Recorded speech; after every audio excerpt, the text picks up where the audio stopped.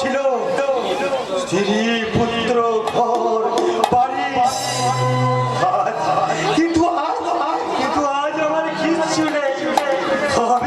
আমি যে নিজেই বেঁচে আছি কিনা তারও কোনো ঠিক ঠিকানা নেই।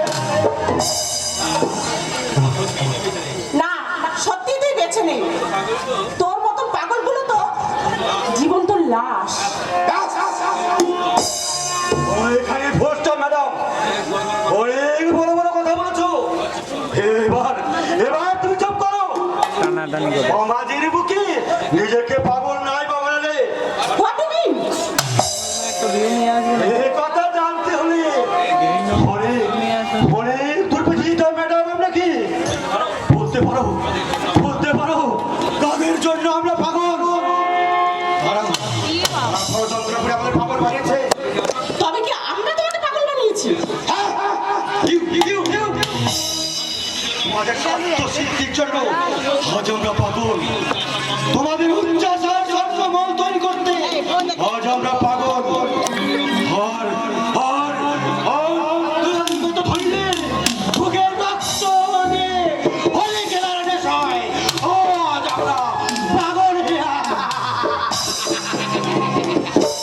ওর কথা ছেড়ে দে ডাক বাবু, ও বাচ্চা মেয়ে জানে না তাই ভুল করে।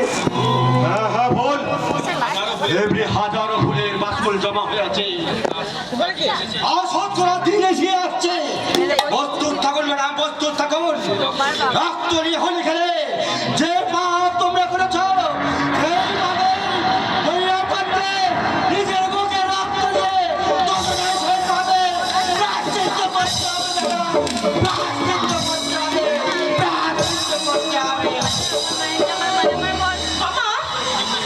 পাগলটা যে কি বলে গেলাম তো কিছুই বুঝতে পারলাম না মামা। বুঝলে কি করে আসিনি মা? এই মন্দিরে ঠাকুরের মাথায় ফুল চড়াইলে ঠাকুরের মাথা কি বোঝা যায় রে মা? মামা, তুমি তো দেখছি ওই পাগলটার মতন রহস্যময়। তোমার কথার মধ্যে তোমার বাবা আজ পর্যন্ত বুঝতে পারলো না, আর তুমি তো এই গ্রামে দুদিন এসেছো। তবে একদিন মর্মে মর্মে বুঝবে, সেই দিনটা কিন্তু আর বেশি দূরে নয়। আচ্ছা মামা, ড্যাড বললো এই গ্রামটা নাকি স্বর্গে পরিণত হচ্ছে। এই কি তার নমুনা? প্রথমে সামনে পড়লে একটা পাগল, এরপর হয়তো পড়বে কোন বিভৎস শয়তান। কারণ মানুষের তৈরি স্বর্গে, ওদের উৎপাদ বেশি। তাহলে তুমি এই গ্রামটা ঘুরে দেখো। আমি বাজার করে নি বাড়ি চললাম মামুন, ধুর, কিছুই ভালো লাগছে না। এখানে না যে কোনো সিনেমা হল, বার, রেস্টুরেন্ট, না যে কোনো হোটেল, ডিস্কো, থেকেই বা কি হবে? এই এদো পচা গায়ে এই জঙ্গলি ভূতগুলো কি এসবের মর্ম বোঝে? না, এই জঙ্গলগুলোর মাঝে আমি আর একটা দিনও থাকতে পারবো না। কালই আমি কলকাতায় চলে যাবো, আর ওখানে গিয়ে ওই নাইট ক্লাবে যুব সমাজের মুখ্য রানী হয়ে আমি নাচতে নাচতে বলবো,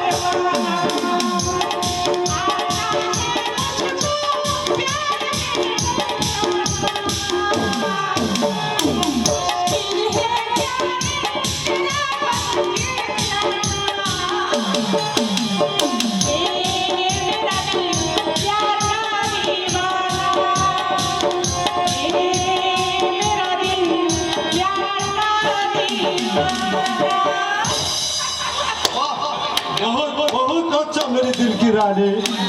তুমি আমার কলিজাটা একদম ঠান্ডা করে দিয়েছো মারে। এসো কাছে এসো মেরে জান। এক চড়ে তোর ওই বদনটা আমি বিগড়ে দেবো। তুই জানিস না তুই কার দিকে হাত বাড়িয়েছিস। আমার ড্যাডের নামে এই বাগে গরুতে এক হাতে জল খায়। অত কথা ছেড়ে আমার কাজকে মেরে যান। আমি পুরো আর তুমি নারী। আমি যেমন তোমাকে চাইবো তুমিও আমাকে তাই এমন ভাবে চাইবে। আর এটাই তো দুনিয়ার নিয়ম।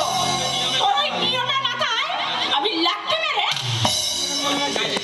বাঁচতে চাইলে এখান থেকে মানে মানে কেটে পড়, নালে ড্যাডকে বলে ও শান্ত করবে আমাকে। সে তো অনেক পরিষ্কার মেরে যান। তার আগে তোমায় জড়িয়ে ধরে আমার দিলটা খুশ করে দাও। এসো।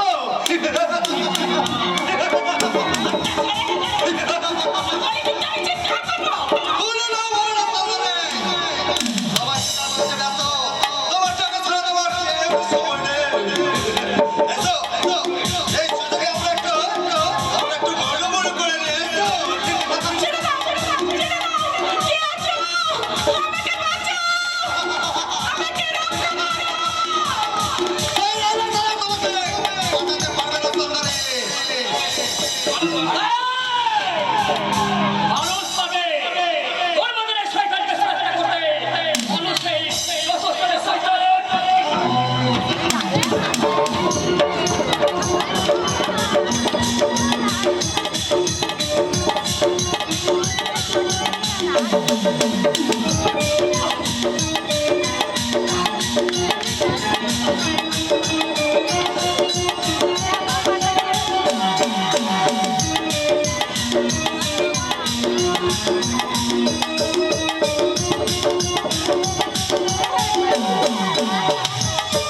ওদের কামড়! এই যে আমার গায়ে হাত তুলে একটুখানি গালের চেষ্টা করছিল।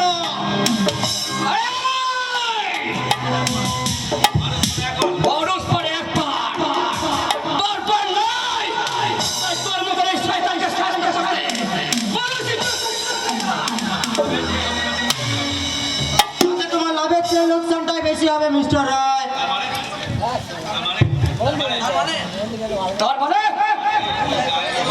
মানে ওর গায়ে একটা কাঁটা রাজু টানাটাও তোমার গুরুতর অপরাধ।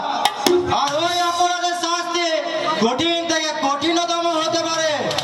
কারণ তোমার হয়তো জানা নেই যে ওর বসের নাম কি। কি নাইটা এই সন্ত্রাসের নবরূপকার শাকনিক সামন্ত। আমিও তো তার বোন শিবী সামন্ত। তাই যে শয়তান আমার ইজ্জতে হাত দেওয়ার চেষ্টা করেছে দাদা নিশ্চয়ই তাকে রেহাই করবে না। আরে চুপ করবে করবে। কারণ তার কাছে এসবে টুঙ্কো ইজ্জত মান সম্মানের কোনো দাম নেই। তার কাছে সব থেকে বড় টাকা। আর এই হরিদেবপুর এলাকার এই সাধারণ মানুষের জীবন মরণের চাবিকাঠি। মিথ্যে কথা। একজন দাদার কাছে তার বোনের সম্মানের থেকে আর বড় কিচ্ছু হতে পারে না। এই পশ্চিম বাংলা আর কার কাছে না হলেও আপনার বর্তার কাছে হতে পারে। এই কথাটা সত্য না মিথ্যা আপনি আপনার বর্তার কাছে যাচাই করে নেবেন। এসো এসো। যাওয়ার আগে তোমার মুখটা একবার ভালো করে দেখে যায় রানী। আর ভালো তো চাই না। দোষে ভালো থাকলে তোমার ওই বিছানাতে পেয়ে যেতে পারে। হাতটা তো বেশ বড়। ঠিক আছে রানী। আজ তো হাতটা